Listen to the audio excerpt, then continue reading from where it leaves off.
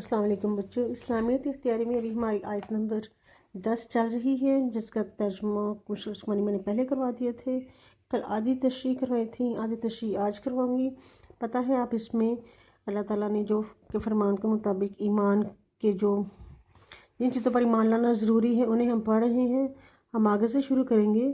اسلام نے ایک مسلمان کے لیے 5 چیزوں پر ایمان لانا اور ان پر دل و جان سے یقین کرنا ضروری قرار دیا ہے، جو اجزائے ایمان کہلاتے ہیں، یعنی ایمان باللہ، ایمان بالملائکہ، ایمان بالکتب، ایمان بالرسل، ایمان بالیوم الآخر۔ اس آیت میں ایمان بالملائکہ، ایمان بالرسل اور ایمان بالیوم الآخر نہ رکھنے والوں کو کافر قرار دیا گیا ہے اور بتایا گیا ہے کہ وہ انتہائی گمراہی میں ہے۔ یعنی ان چیزوں پر ایمان لانے سے ایک انسان جو مسلمان تھا کلمہ پڑھ کر لیکن اس نے ان کا انکار کیا تو وہ کافر قرار پایا گیا اور وہ کھلی گمراہی میں گر گیا۔ اس کے بعد یہ بات ذہن نشین کر لینی چاہیے کہ اللہ تعالیٰ کے تمام رسولوں اور نبیوں پر ایمان لانا ضروری ہے۔ اگر ایک بھی رسول یا نبی سے منکر ہو گیا تو ایسا شخص بالکل دائرہ اسلام سے خارج ہو گیا، چاہے وہ دوسری چیزوں پر اس کا عقیدہ کتنا ہی راسخ کیوں نہ ہو۔ یعنی اگر اس نے نبیوں اور رسولوں کا انکار کیا تو باقی چیزوں پر اس کا عقیدہ بہت پکا بھی ہو لیکن وہ اسلام سے نکل گیا۔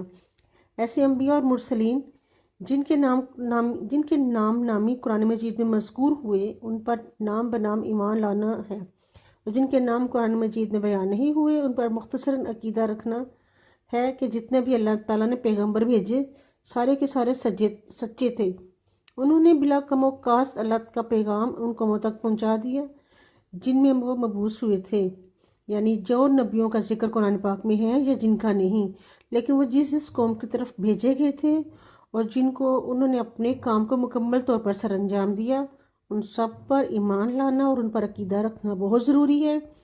اس کے بغیر ایمان مکمل نہیں ہے۔ اسی طرح جتنی بھی کتابیں اللہ تعالیٰ نے قرآن مجید سے پہلے وقتاً فوقتاً نازل فرمائیں وہ سب کی سب سچی کتابیں تھیں۔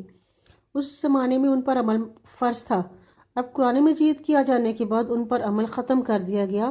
اس طرح عقیدہ یوم الآخر کے سلسلہ میں ان تمام تفاصیل پر ایمان لانا ایک مسلمان کے لیے ضروری ہے جو قرآن حکیم یا حدیث صحیحہ میں بیان ہوئے ہیں، جن میں جنت و دوزخ وغیرہ سب شامل ہیں۔ اگر کوئی شخص ان میں سے کسی ایک حقیقت کا منکر ہوا تو وہ مسلمان نہیں رہتا۔ یعنی اس کے بعد آپ نے یہ پڑھا کہ پھر آخرت کے دن پر ایمان لانا بہت ضروری ہے، اور جو تفاصیل قرآن اور حدیث میں بیان کی گئی ہیں وہ سب کی سب صحیح ہیں اور کوئی بھی شخص ان کا انکار نہیں کر سکتا۔ اینڈ میں آپ نے یہ پڑھا، یہ جو آیت پڑھی ہے ہم نے آیت نمبر 10، یہ اسلامی عقائد کا خلاصہ اور نچوڑ ہے، یعنی پورا اسلام اس آیت کے ارد گرد گھومتا ہے۔ یعنی کسی نے اگر اسلام قبول کیا تو پھر اس کو اس آیت کا پابند ہونا پڑے گا۔ جو جو احکامات اس آیت میں بیان ہوئے ہیں ان تمام احکامات و عقائد کو ہمیں پورا کرنا ہے، ٹھیک ہے جی۔ یہاں پہ آپ کا ختم ہو گیا آج آپ کی جو 9th کلاس کی آیات کا یونٹ وہ ختم ہو گیا۔ انشاءاللہ کل میں آپ کو ان کے شارٹ کوسچن دوں گی، ٹھیک ہے جی۔